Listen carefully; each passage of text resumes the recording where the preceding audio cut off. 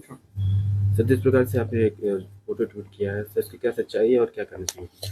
देखिए, बिहार में विधानसभा का इलेक्शन है और कल संभवतः कल पटना के अंदर महागठबंधन की इंडिया इंडिया गठबंधन की एक प्रेस कॉन्फ्रेंस थी, जॉइंट प्रेस कॉन्फ्रेंस थी, जिसमें वहां पर मुख्यमंत्री का चेहरा अनाउंस करना था।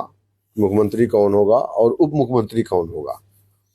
तो उसमें तेजस्वी यादव को मुख्यमंत्री और मुकेश सहनी को उप मुख्यमंत्री का अनाउंसमेंट किया गया।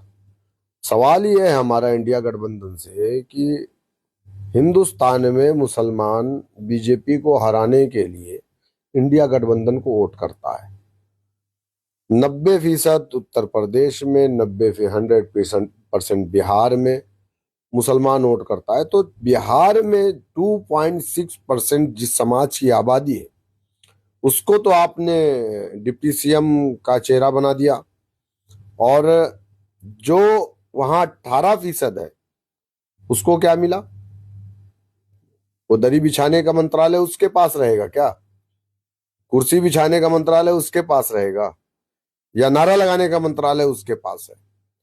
तो सवाल यही है कि 14% वाला मुख्यमंत्री बन गया, 2.5% वाला उप मुख्यमंत्री बन गया, 18% वाला अब्दुल दरी बिछावन मंत्री बन गया। तो वही मैंने ट्वीट किया था कि मुसलमानों का वोट लिया जाता है लेकिन मुसलमानों को अछूत समझा जाता है। ये नाम नहाद सेकुलर पार्टियां मुसलमानों को हमेशा डिस्पोजल गिलास की तरह इस्तेमाल करती हैं, और जब इनकी जरूरत खत्म होती है ये उठा करके गिलास फेंक देती है। तो मैं तो कहूंगा कि इन नाम नहाद सेकुलर पार्टियों, बीजेपी को रोकने की जिम्मेदारी सिर्फ हमारी नहीं, ये जिम्मेदारी बहुसंख्यक समाज की भी है। ये हम 76 सालों से, 78 सालों से हम ये जिम्मेदारी को ढो रहे हैं। अब ये बोझ हम अकेले ढोने वाले नहीं है।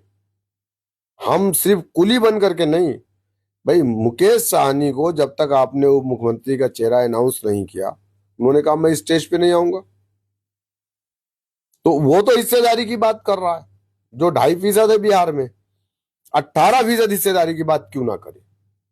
अगर यही बात हम करते हैं, कह रहे हमको क्यों नहीं, हमारा नाम क्यों नहीं, बोलते हैं चुप रहो तुम बोलोगे तो बीजेपी जीत जाएगी। अब्दुल बोलेगा नहीं, अब्दुल खामोश रहेगा, खामोशी से इनको वोट डालेगा, इनको मंत्री बनाएगा, इनको मुख्यमंत्री बनाएगा, लेकिन डेवलपमेंट के नाम पर कुछ नहीं पाएगा, क्योंकि उसका सबसे बड़ा इनाम यही है कि वो बीजेपी को हरा देगा। बस यही हो रहा है। तो उसी को मैंने डाला था उस पर ट्विटर पर। कोई गलत नहीं है, सही है, सच्चाई है। उत्तर प्रदेश में भी यही हो रहा है, बिहार में भी यही हो रहा है। बिहार चुनाव की बात कर लें तो किस प्रकार की तैयारी चल रही है? ये बिहार चुनाव इस बार इंशाल्लाह देखिएगा कि वहां के जो नतायज आएंगे एमआईएम पार्टी के, वो हैरत अंगेज आएंगे, और पिछली बार से बेहतर रिजल्ट एमआईएम पार्टी इंशाल्लाह इस बार देने जा रही है। कितनी जब सीटों पे आप लड़ रहे हैं? देखिए, 30+ सीट है वहां पर, जिन सीटों पर हमारे कैंडिडेट चुनाव लड़ रहे हैं, और इंशाल्लाह उम्मीद यह है कि जो है हम ज्यादा से ज्यादा सीटें जीत करके आएंगे इस बार।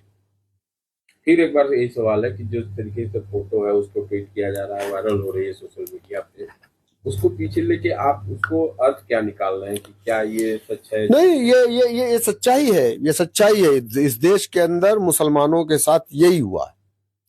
इनसे सिर्फ दरी बिछवाई गई है, नारे लगवाए गए हैं, कुर्सी बिछवाई गई है, झंडे कंधों पे रख करके इनको लेकर के घुमाया गया है, तुम सिर्फ हमारे नारे लगाओ। वीडियो एआई द्वारा बनाया गया। हाँ, वो देखिए देखिए, वीडियो एआई के द्वारा बनाया गया हो चाहे जैसे ही बनाया गया, लेकिन वो सच्चाई पर बनाया हुआ वीडियो है। ये हकीकत है, ये हकीकत है। ये ऐसे ही हो रहा है मौजूदा वक्त में नहीं, बल्कि ये देश की आजादी के बाद से मुसलमानों ने ये फैसला कर लिया था कि हम अपना डंडा, अपना झंडा, अपना नेता नहीं बनाएंगे। हम सेकुलर पार्टियों के साथ रह करके हम उसी में सियासत करेंगे और हिस्सेदारी की बात करेंगे। लेकिन कहाँ, हमारे साथ तो नाइंसाफी हो रही ना। मुसलमान दलित से बदतर हो गया ना इस देश के अंदर। सच्चर कमेटी, रंगनाथ मिश्रा कमीशन की रिपोर्ट कहती है।